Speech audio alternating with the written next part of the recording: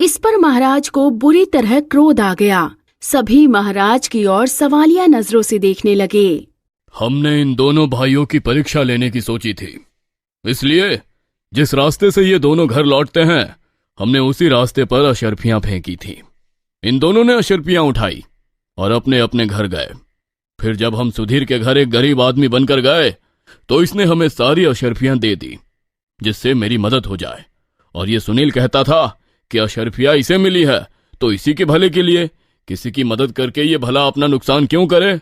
लेकिन आज इसने हमारे सामने भी चालाकी दिखानी चाहिए और पूरा इल्जाम सुधीर पर लगाना चाहा।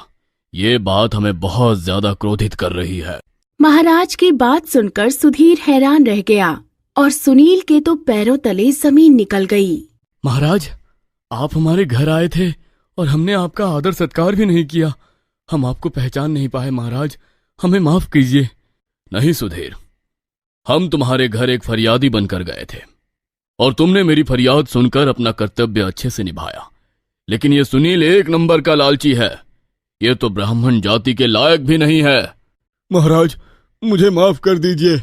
जी जी महाराज, हमें माफ कर दीजिए, हम लालची हो गए थे। ठीक है, हम आपको माफ करते हैं।